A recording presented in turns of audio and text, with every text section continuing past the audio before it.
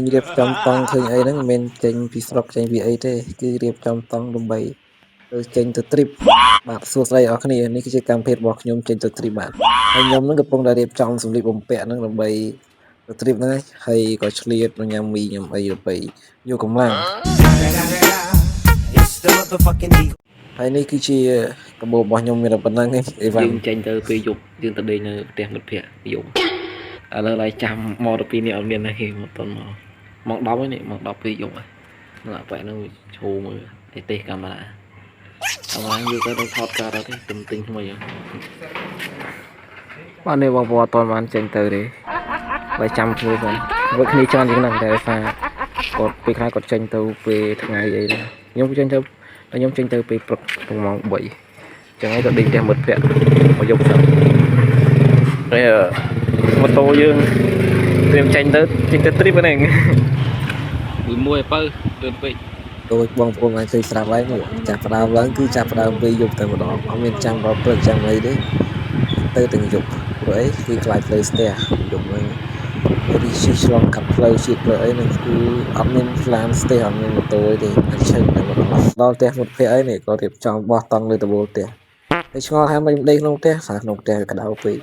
ចឹងវាបោះតង់លើដំបូលផ្ទះដើម្បីស្រូបខ្យល់អាកាសមុននឹងចេញទៅកន្លែងយើងត្រូវបោះនៅសមុទ្រនៅអីចឹងណាតែបងគាត់បោះហើយដែរតង់ខ្ញុំក៏បោះហើយដែរតែខ្ញុំឆ្លៀតថតទស្សនភាពបន្តិចឲ្យវាមានវីដេអូអញ្ចឹងណាដោយសារចេះ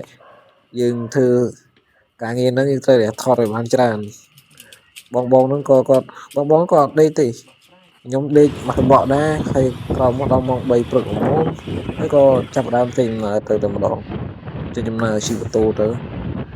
ហើយដល់យើងព្រឹកទៅក៏ចូលកាហ្វេពីកាហ្វេរួចហើយក៏ចាប់ដើមធ្វើដំណើរទៅរួមផ្លូវឆ្ងាយដែរផ្លូវទងបាញ់ស្មាននោះខ្ទង់200គីឡូជាងហើយក៏ដល់កន្លែងមួយបងគាត់ឃើញទេសភាពស្អាតហ្នឹងក៏ឈប់ថតបន្តិចដុតយករូបភាពបន្តិចហ្នឹងហើយខ្ញុំក៏មុនបងអង្គទុកយូរថតដែរទៅថតរួចហើយក៏ធ្វើដំណើរទៅទីអូនចម្ងាយផ្លូវឆ្ងាយហើយនេះមកដល់កន្លែងភ្នំស្អាតមែនទែនម្ដងនោះដូចជាគេហៅដូចជាពណ៌យីម៉ៅហើយខ្ញុំក៏ឆ្លៀតថតដែរណានិយាយថាសម្រស់នេះស្រស់ស្អាតមែនទែនរបស់ខ្លួនឯងសើខ្លួនឯងតិចចុះខ្លួនឯងសង្ហាមែនហើយយើងមកដល់ហ្នឹងហើយក៏មិនបង្ខុសហើយយើងចូលអុជធូបដើម្បីសុំសេចក្តីសុខទៀតចូលបច្ច័យតិចតួចតាមទិដ្ឋាជាខ្លះរបស់យើងកន្លែងនោះជាកន្លែងពូយម៉ែខ្ញុំចាំបាទតពីអុជធូបអីរួចហើយក៏ធ្វើដំណើរទៅទៀតដំណើរយើងវាឆ្ងាយហ្នឹងហើយដៃទឹកហើយយាយវិញខ្ញុំវិញអត់តាមបានបាយព្រឹកឯនេះឃ្លានបាយឃ្លានអីផងគោពោះលគ្រូមិនចៃដល់ទៅម៉ូតូក៏អស់សាំងចៃដល់ហើយកន្លែងហ្នឹងក៏មានក្រាស់សាំងទៀតចាស់មកពេញទៅសាំងថ្លៃទៀតតពីចាស់ហើយចៃដន្យទៀតដល់កន្លែងញ៉ាំបាយល្មមហើយក៏ឈានចូលហូបបាយខ្ញុំនេះមកអង្គុយកន្លែងកញ្ចុះម្នាក់ឯងបីគួយរំលឹកវិជាគុណអញ្ចឹងណា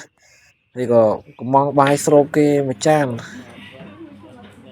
បងបាយស្រូបបងនោះក៏ដាក់កាទៀវដាក់អីទៅបងនោះបាយហើយកាទៀវទៀតខ្ញុំបានតែបាយមួយចានទេហើយក៏ឈានមកផលិតម៉ូតូបន្តិចកន្លែងនោះវាមានកន្លែងណាខូចកន្លែងណាអីចឹងហើយនេះមើលផែនទីហើយចៃដន្យអីជីមកដល់កន្លែងផ្សារក្នុងផ្សារទេមកផ្សារនៅកោះកុងខ្ញុំស្គាល់ទេផ្សារនៅផ្សារមិនភ្លៀងអូខេបងប្អូនអរគ្នាអញ្ចឹងរងចាំទស្សនាដល់វីដេអូខ្ញុំនៅពេលបន្តទៀត Oh my god! Wow! Beautiful girl!